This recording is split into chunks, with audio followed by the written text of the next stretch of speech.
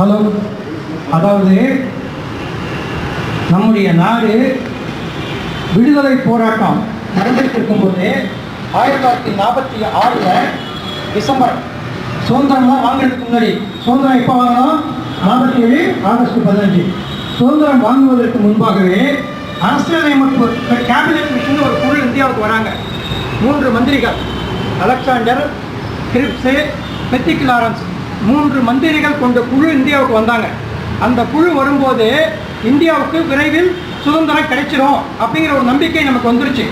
அப்போ வரும்போது நம்ம அந்த குழு வந்துட்டு போன பிறகு நம்ம தலைவர்கள் கூடி ஒரு ஆலோசனை நடத்துகிறாங்க. நாட்டுக்கு திடீர்னு சுதந்திரம் கொடுத்துட்றாங்கன்னு வச்சுங்க. கொடுத்துட்டா இந்த நாட்டை எப்படி வழிநடத்த போகிறோம்?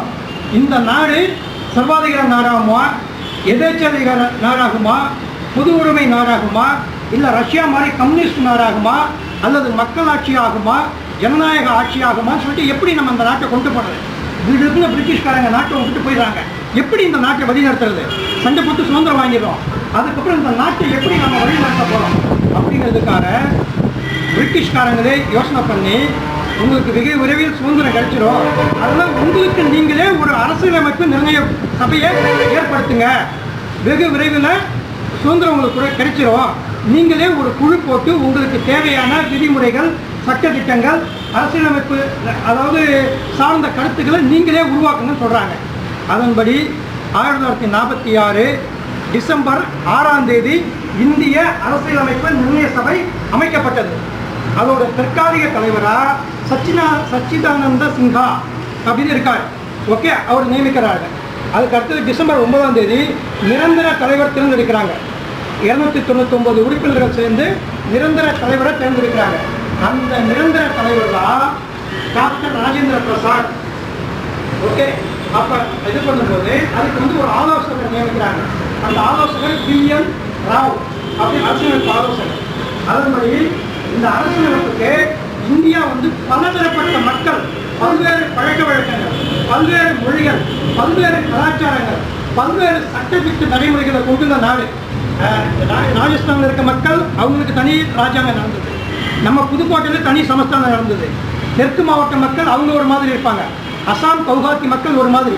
இவங்க எல்லாருக்கும் ஒருங்கிணைந்து எல்லாரையும் ஒன்று சேர்த்து எல்லாருடைய கருத்தையும் கேட்டு இதை ஒரு ஒருங்கிணைந்த அரசியலமைப்பை உருவாக்குன்னு சொல்லிட்டு ஒரு வரைவு குழு, ஒரு டிராஃப்டிங் கமிட்டி, எல்லாருக்கும் பொதுவான ஒரு அரசியலமைப்பு கருத்துக்களை கொண்ட ஒரு குழு அமைப்போம். ஒரு அரசியலமைப்பு நிர்ணய சபையிலே ஒரு டிராஃப்டிங் கமிட்டி, ஒரு வரைவு குழு போட்டாங்க. அந்த வரைவு குழுவுக்கு தலைவர் தான் டாக்டர் அம்பேத்கர்.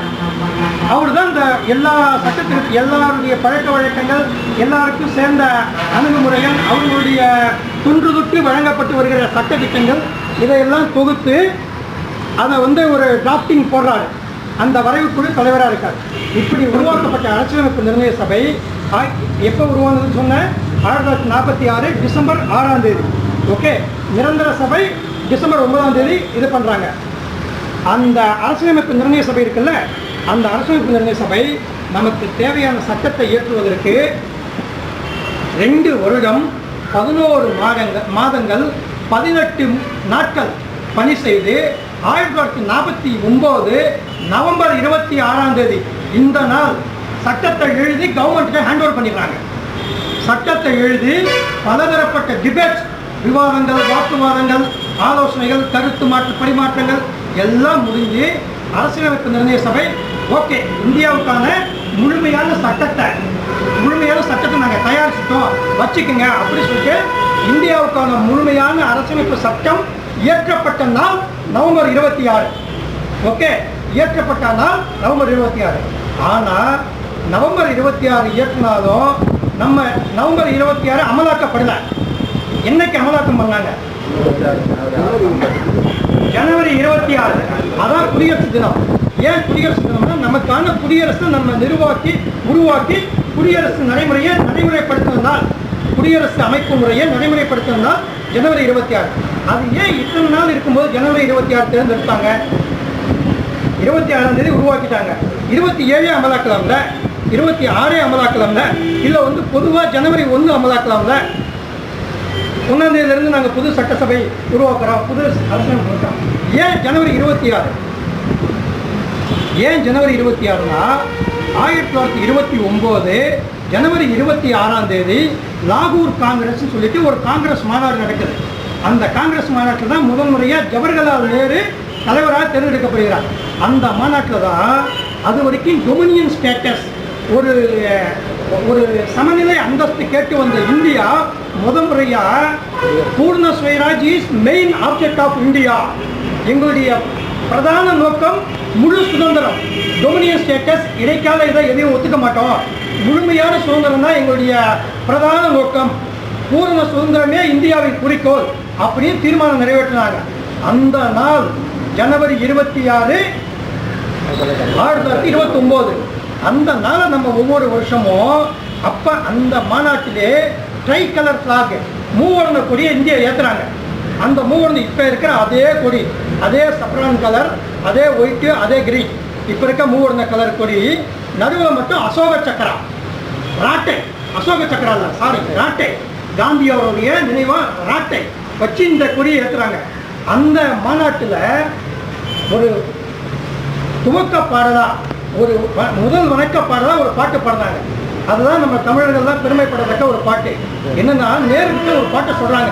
தமிழ்நாட்டில் பாரதியார்னு ஒரு கவிஞர் இருந்தாரு, அப்போ அவர் இருந்தார் இல்லை இறந்துட்டார், இருந்தார் பாஸ்டன்ஸ் ஆயிடுறாரு. அவரு ஒரு பாட்டு எழுதியிருக்காரு. அப்படி என்ன பாட்டுனா, ஆடுவோமே பல்லு பாடுவோமே ஆனந்த சுதந்திரம் அடைந்து விட்டோம் என்று, அடைந்து விடுவோம் என்று இல்லை. இந்த பாட்டை பாரதியார் எழுந்தது 1918, 1918 பாரதியார் பாட்டு எழுதுறார். எப்படி அடைந்து விட்டோம் என்று, அவன் என்னன்னா நமக்கு கொடுக்கறது சுதந்திரம், நம்ம நாடு நம்ம சுதந்திரம் அடைஞ்சிட்டோம் அப்படி.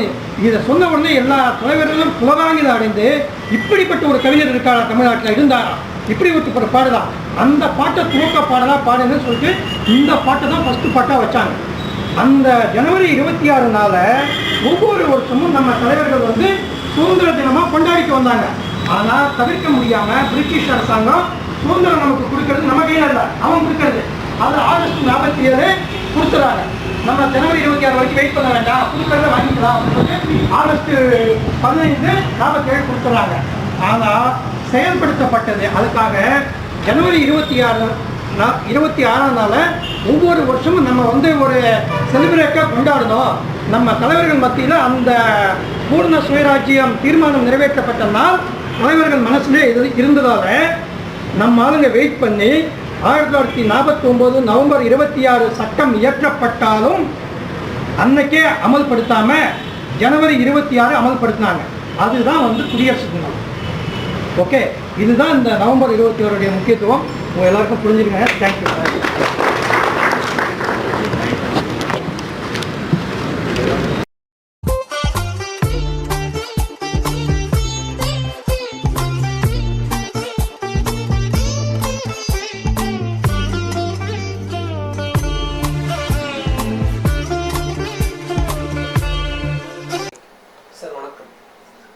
உங்களோட லாஸ்ட் வீடியோ அரசியல் அமைப்பு சட்டம் வீடியோ பார்த்தேன் சார், அது நல்லா இருந்துச்சு. இன்னும் கொஞ்சம் அதை பற்றி இன்ஃபர்மேஷன் சொன்னீங்கன்னா இந்த டிஎன்பிசி எழுதுகிற மாணவர்களுக்கு பயன்படும் சார். Very good. அதாவது அந்த வீடியோ நவம்பர் 26 வந்து நம்முடைய இந்திய சட்ட தினம் கொண்டாடி வரோம். அன்னைக்கு வந்து எல்லா அரசு துறைகளும் உறுதிமொழி ஏற்க வேண்டும்னு சொன்னாங்க. அது குறித்து அன்னைக்கு இங்கே காவல்துறை சார்பாக உறுதிமொழி எடுக்கும்போது அவர்களுக்கு நான் கொடுத்த விளக்கம், நம்முடைய அரசியலமைப்பு நிர்ணய சபைங்கிறது இந்த அரசியலமைப்பு நமக்குன்னு உருவாக்கணுங்கிற கான்செப்டை கொடுத்ததே 1934 எம்.என். ராய் அப்படிங்கிற ஒரு கம்யூனிஸ்ட், தீவிர கம்யூனிஸ்டவாதி, ஒரு அப்பொழுக்கற்ற வந்து ஒரு அரசியல்வாதியில் ஒருத்தர். அவர் கொடுத்த கான்செப்ட் தான், அவர் தான் முதன்முறையாக அந்த கருத்து முழக்கத்தை வைக்கிறார், நமக்குன்னு ஒரு அரசியலமைப்பு உருவாக்கணும் அப்படின்னு சொல்லிட்டு. அதுக்கப்புறம் வந்து தொடர்ச்சியாக பல்வேறு அரசியலமைப்பு சட்ட வளர்ச்சிக்கு அப்புறம் அந்த கருத்து வந்து ஒரு உறுதி பெற்றது. 1946 கேபினட் மிஷன் எனப்படும் அமைச்சரவை தூதுக்குழு 3 அமைச்சர்கள் இந்தியாவுக்கு வந்த பிறகு, பெத்தி கிளாரன்ஸ், ஸ்டாஃபோர்டு கிரிப்ஸ், அலெக்சாண்டர், இந்த 3 அமைச்சர்கள் வந்த பிறகு அதற்குரிய அவங்களுடைய இதுக்கப்புறம் தான் நமக்கு வந்து இடைக்கால அரசாங்கம் நிர்ணயம் செய்கிறோம். அந்த இடைக்கால அரசாங்கத்துக்கு அப்புறம் அரசியலமைப்பு நிர்ணய சபை இந்தியா அப்படிங்கிற ஒரு தேசம் அதாவது அடிமைப்பட்டிருந்தாலும் இந்த தேசம் விடுதலையான பிறகு இந்த தேசம் எப்படி செல்ல போகிறது, எந்த பாதையில் பயணம் செய்ய போகிறது, சர்வாதிகாரமா, கம்யூனிசமா, எதேச்சாதிகாரமா, மன்னராட்சியா, ஜனநாயகமா, மக்களாட்சி நடைமுறை எப்படி அமல்படுத்த போகிறது அப்படிங்கிற ஒரு கொள்கையை வகுப்பதற்காக தான் அரசியலமைப்பு நிர்ணய சபை உருவாக்கப்பட்டது. அந்த அரசியலமைப்பு நிர்ணய சபை ஏற்கனவே நான் சொன்ன விஷயம்தான். அதில் நம்ம தற்காலிக தலைவர் சச்சிதானந்த சின்ஹா, நிரந்தர தலைவர் நம்ம திரு ராஜேந்திர பிரசாத், நிரந்தர துணைத் தலைவராக ஒருத்தர் இருந்தார் ஹச்சி முகர்ஜி, ஹரேந்திர குமார் முகர்ஜி அப்படின்னு. அவர் மேற்கு வங்கத்தை சார்ந்தவர், கல்கத்தா யூனிவர்சிட்டியோட துணைவேந்தராக பணியாற்றவர். பிற்காலத்தில் மேற்கு வங்கத்துக்கே கவர்னராக பணி நியமனம் செய்யப்பட்டார். அது மாதிரி நம்முடைய அரசியலமைப்பு நிர்ணய சபையின் ஆலோசகராக இருந்த எமினன்ட் ஜூரிஸ்ட், மிகச்சிறந்த சட்ட வல்லுநரான BN ராவ், அவர் பிற்காலத்தில் சர்வதேச நீதிமன்றத்துக்கு நிரந்தர நீதிபதியாக, ஹாலந்து தி ஹேக்கில் உள்ள சர்வதேச நீதிமன்றத்துக்கு நிரந்தர நீதிபதியாக நியமனம் செய்யப்பட்டார். அரசியலமைப்பு நிர்ணய சபை உருவாக்கும் போது மொத்தம் 389 உறுப்பினர்கள் இருந்தாங்க. 389 மெம்பர்ஸ் இருந்தாங்க. 1947 நாடு பிரிவினைக்கு பிறகு 299 உறுப்பினராக அந்த எண்ணிக்கை குறைக்கப்பட்டது. அந்த அரசியலமைப்பு நிர்ணய சபை மொத்தம் 11 செஷன்ஸ், 11 கூட்டங்கள் நடத்தினாங்க. அதில் 166 நாட்கள் சபை நடைபெற்று பல்வேறுபட்ட கருத்துக்கள், பல்வேறுபட்ட சிந்தனைகள், பல்வேறுபட்ட பிரச்சனைகள் விவாதிக்கப்பட்டது. ஏன்னா இந்தியா ஒரு பரந்துபட்ட தேசம். பல்வேறு பழக்க வழக்கங்கள், நடைமுறைகள், அவர்களுக்குரிய சட்டத்திட்டங்கள், சின்ன சின்ன சமஸ்தான ஆட்சி முறைகளுக்கு உட்பட்டிருந்த அந்த பழக்க வழக்கங்கள், இதையெல்லாம் தொகுத்து ஒரு ஒருங்கிணைந்த பொதுவான சட்டத்தை உருவாக்கும் போது அந்தந்த மாநிலத்தை சேர்ந்த உறுப்பினர்களும் அவங்கவுங்க பிரச்சனைகளை வைக்கிறாங்க. அந்தந்த மதத்தை சார்ந்தவர்கள், சிறுபான்மை இனத்தை சார்ந்தவர்கள், இவங்க எல்லாரும் பல்வேறு பிரச்சனைகளை வைக்கிறாங்க. இதற்கு எல்லாம் தான் ஒரு வழக்கு குழு தலைவராக இருந்து டாக்டர் அம்பேத்கர் ஒரு முழுமையான தீர்வு கண்டார். அப்படி இருக்கும்போது இந்த குழுவில் வரைவு குழு மாதிரி பல குழுக்கள் போட்டாங்க. அடிப்படை உரிமைகள் குழு, ஃபண்டமெண்டல் ரைட்ஸ் கமிட்டி போட்டாங்க. அதுக்கு வல்லபாய் பட்டேல் தலைவராக இருந்தார். பிஸ்னஸ் கமிட்டி, அதாவது அலுவல் முறை குழு, அதுக்கு நம்ம KN முன்ஷி தலைவராக இருந்தார். அது மாதிரி north east resolution committee, north east வடகிழக்கு மாநில பிரச்சனைக்குன்னு குழு போட்டாங்க. அதுக்கு கோபிநாத் பர்தோலை தலைவராக இருந்தார்.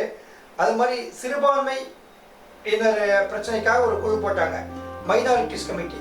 அதுக்கு நம்ம vice president of constitution assembly அவரே தலைவராக இருந்தார். HC முகர்ஜி அவரே தலைவராக இருந்தார். இந்த மாதிரி பல்வேறு குழுக்கள் இது பண்ணாங்க. இந்த அரசியலமைப்பு நிர்ணய சபை எப்படி ஃபங்க்ஷன் ஆக போகுது அப்படிங்கிறதுக்கு ஃபங்க்ஷனிங் கமிட்டினே ஒன்று போட்டாங்க. அந்த குழுவுக்கு தலைவராக இருந்தவர் GV மாவுலங்கர், கணேஷ் வாசுதேவ் மாவுலங்கர் என்று அழைக்கப்படும் GV மாவுலங்கர் பிற்காலத்தில் இந்தியாவின் முதல் சபாநாயகராக தேர்ந்தெடுக்கப்பட்டவர். அரசியலமைப்பு நிர்ணய சபையினுடைய சிறப்பம்சம் என்னன்னா, பல்வேறு பிரச்சனைகளை விவாதிச்சு இந்த அரசியலமைப்பு நிர்ணய சபை தான் தற்காலிக சட்டமன்றமாகவும் செயல்பட்டது, தற்காலிக பாராளுமன்றமாக. அதாவது 1947 நாடு சுதந்திரம் பெற்றாலும் 1952 தான் முதல் தேர்தல் நடைபெற்று நமக்கு ஒரு முறையான பாராளுமன்றம் அமைகிறது. அது வரைக்கும் ஒரு ப்ரொவின்சியல் பார்லிமெண்டா, ஒரு தற்காலிக பாராளுமன்றமாக செயல்பட்ட பெருமை நம்முடைய அரசியலமைப்பு நிர்ணய சபைக்கு சாரும். அரசியலமைப்பு நிர்ணய சபை இன்னொரு மிக சிறந்த ஒரு உச்சபட்ச சிறப்பம்சம் என்னன்னா, இந்த நாடு சுதந்திரம் பெற்ற போது பிரிட்டிஷ் அரசாங்கம் சுதந்திரத்தை அரசியலமைப்பு நிர்ணய சபையிடம் தான் கொடுத்தாங்க. நேருகிட்டயோ காந்திகிட்டயோ பட்டேல்கிட்டயோ அல்ல, அரசியலமைப்பு நிர்ணய சபையிடம் தான் கொடுத்தாங்க. இந்த மாதிரி பல்வேறு விவாதங்களில் நம்முடைய அரசியலமைப்பு நிர்ணய சபை நம்ம இவர் பண்டித நேரு அவர்கள் மிக அருமையான ஒரு தீர்மானத்தை கொண்டு வந்தார். அது 1946 1946 டிசம்பர் 13 அப்படி ஒரு தீர்மானம் கொண்டு வந்தார். ஆப்ஜெக்டிவ் ரெசல்யூஷன் எனப்படும் நோக்க தீர்மானம். இந்த நம்முடைய அரசியலமைப்பு சட்டம் எத்தனை பிரிவுகளை கொண்டிருந்தாலும் எத்தனை உறுப்புகளை கொண்டிருந்தாலும் இந்த நோக்கத்தை வந்து முதலிலே தெளிவுபடுத்தணும். நம்முடைய ஜஸ்டிஸ், லிபர்ட்டி, நம்முடைய ஒவ்வொரு ஆஸ்பெக்டையும் அந்த நம்முடைய அரசியலமைப்பு சட்டத்தோடைய நோக்கம் என்ன என்பதை முகப்புறையிலே தெரியப்படுத்துன்னு சொல்லிட்டு ஆப்ஜெக்டிவ் ரெசல்யூஷன் கொண்டு வந்தார். அதுதான் பிற்காலத்தில் வந்து பிரையாம்புல் எனப்படும் முகப்புறையாக வடிவம் பெற்றது. அதே மாதிரி நேஷனல் ஃபிளாக் கமிட்டிக்கு சேர்மனாக இருந்தவர் டாக்டர் ராஜேந்திர பிரசாத். அதன்படி 1947 ஜூலை 22 நம்முடைய தற்போதைய தேசிய கொடி ஏற்றுக்கொள்ளப்பட்டது. அதே மாதிரி 1950 ஜனவரி 24 அதுதான் நம்முடைய அரசியலமைப்பு நிர்ணய சபையின் கடைசி செஷன். அதில் தான் நம்முடைய ஜனகன மன எனப்படும் தேசிய கீதம் வந்து நம்முடைய அரசியலமைப்பு நிர்ணய சபையால் அங்கீகரிக்கப்பட்டது. ஓகே, அதெல்லாம் வந்து நம்முடைய அரசியலமைப்பு நிர்ணய சபைங்கிறது மிக சிறந்த ஒரு பாரம்பரியம் கொண்ட பல்வேறு நாட்டின் பல்வேறு மாநிலங்களிலிருந்து அனைத்து மாநிலங்களிலிருந்தும் ஒரு முழுமையான பிரதிநிதித்துவத்தை பெற்றது. அப்படிதான் வந்து பல்வேறு தரப்பு உறுப்பினர்கள் பல்வேறு தரப்பு மக்களுடைய கருத்துக்களை வெளிப்படுத்தி ஒரு முழுமையான சட்டத்தை நமக்கு வகுத்தளித்திருக்காங்க. அதை பாதுகாக்க வேண்டியது நம் அனைவருடைய கடமையாகும். நன்றி, வணக்கம்.